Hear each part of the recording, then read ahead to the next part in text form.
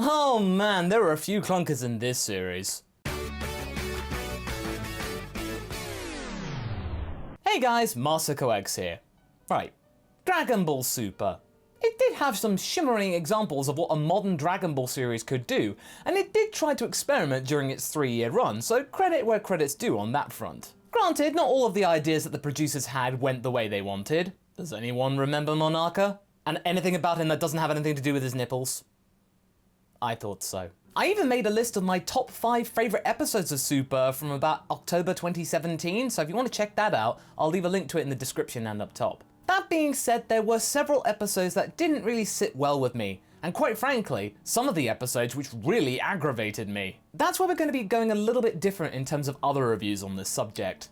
Most of those reviews kind of look at the whole episode as a complete package, whether it was not that good overall. Whereas with me, I'm going where my heart's going. And yes, I will be looking on retrospect as well, how it's been actually festering in my mind. I'm talking really deep here. If they really ground my gears, then it's gonna be a candidate for this list. Once again, this is just my list only, and if your list differs from mine, then that's totally cool. I don't like to beat down on episodes or any content in general. I don't like getting angry when it comes to these things.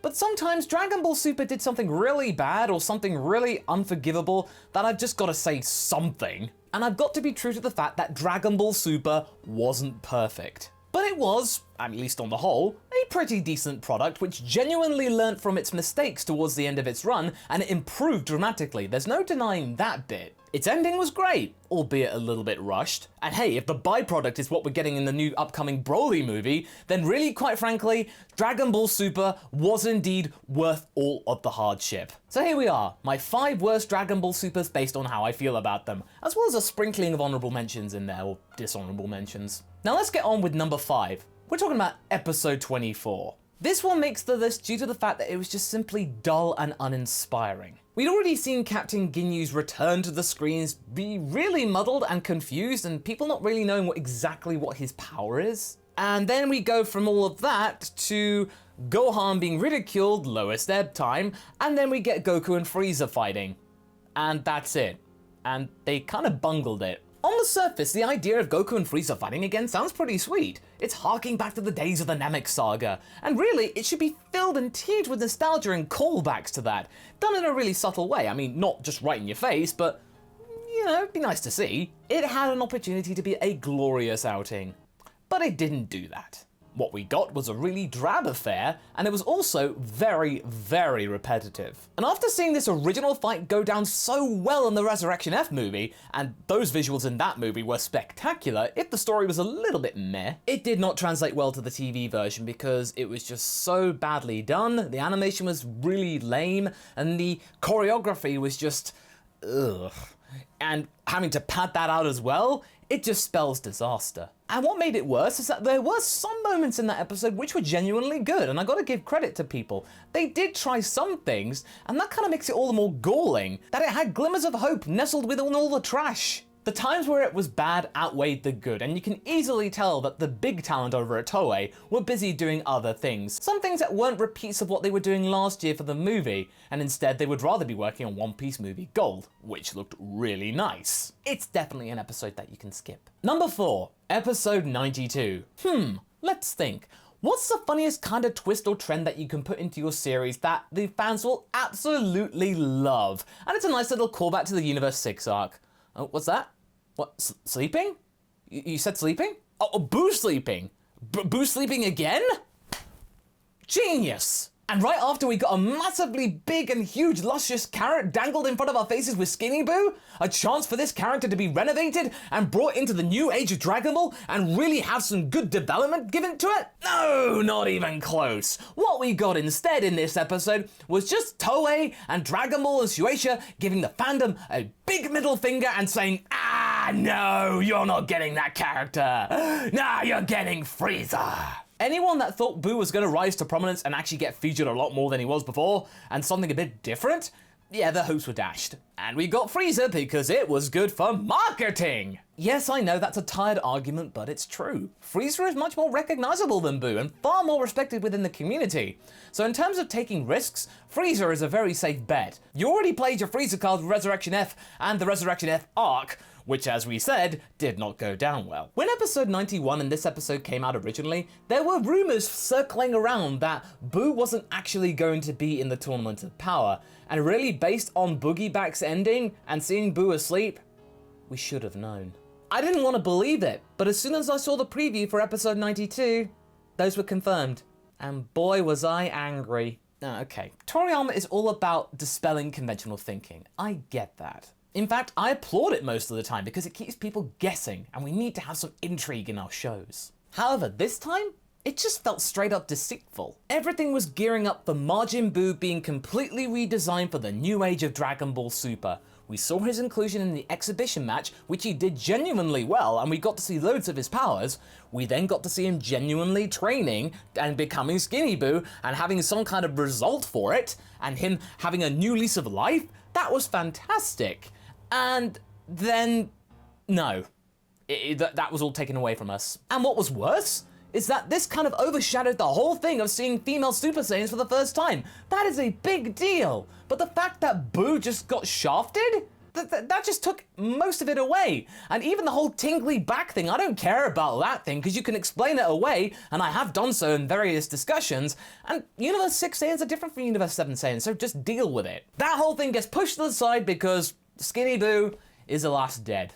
Rest in peace, my skinny dude. At least we got to see Toppo in a suit. That guy is really dapper, and that kinda made up for it. Number 3, episode 119. After the really compelling episode of 118, where we got to see Piccolo and Gohan work together like the good old days and have some genuine character interactions, I loved that episode.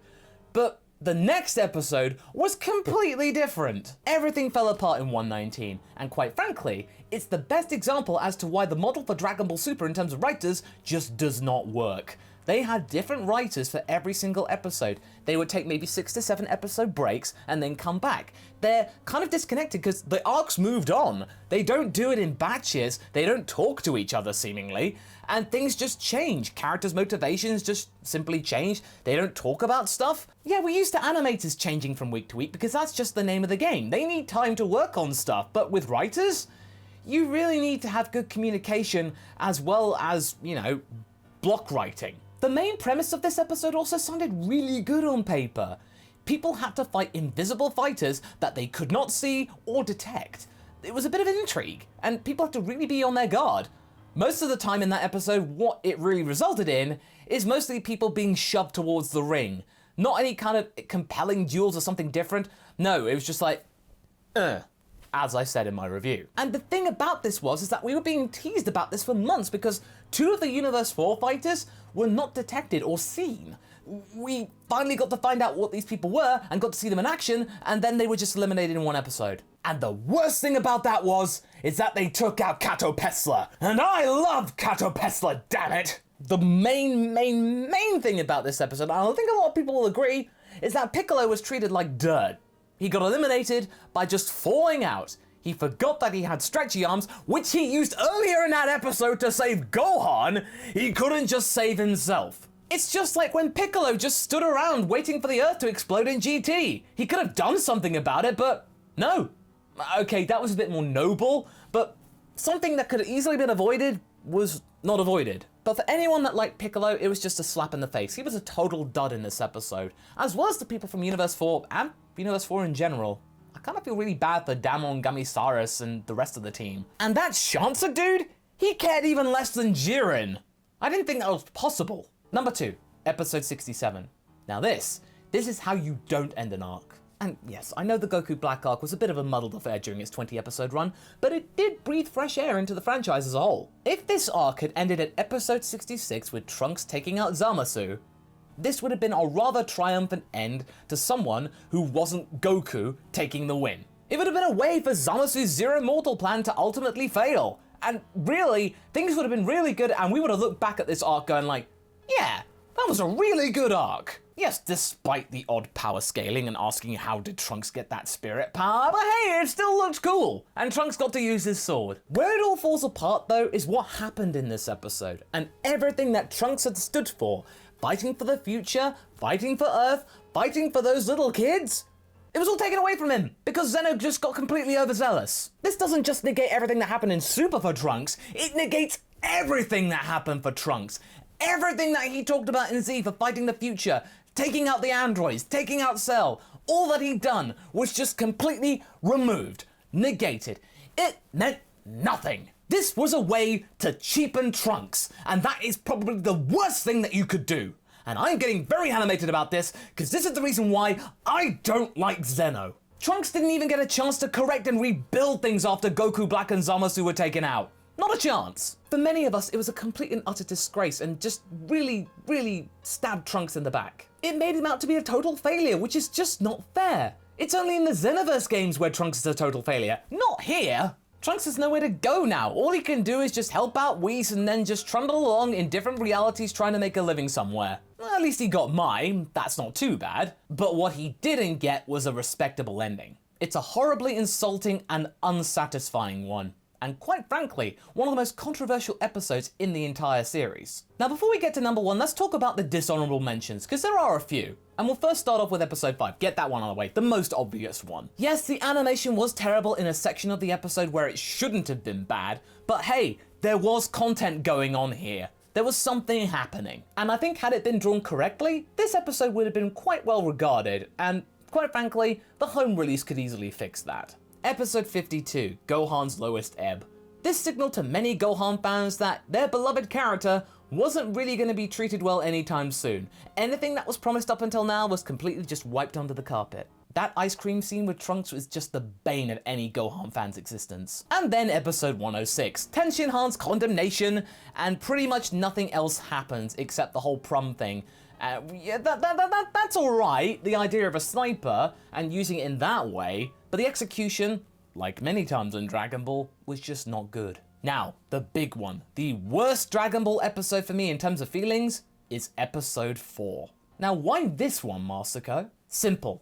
This was the first episode in Dragon Ball Super where to me and many other people in the fandom saw a red flag. The first 3 episodes of Super were totally fine, and the first 2 episodes were really entertaining. And I'm not blaming the Peel-Off gang entirely, because when written right, as we saw in the first arc of Dragon Ball, they can be pretty funny and quite interesting. But this time it just felt totally forced and out of place, and it just did not sit well as a subplot. Also, it began to show that one of the problems that Super would have for quite a while is the fact that the animation was totally rushed and they were up against really tight deadlines, because it was just inconsistent. There were thicker lines in some places, thinner lines in others, and yeah, I don't mind the thicker line style, it's somewhat different, but really, you should just stick to that style for that episode. Just be consistent. On the whole, it was the first really boring episode, and it just signaled to me that oh dear, this show is not going to end well. And now looking back on it, there were lots of things about Super's release that were not boding well at the time. The rushed announcement, the lack of visuals upon release,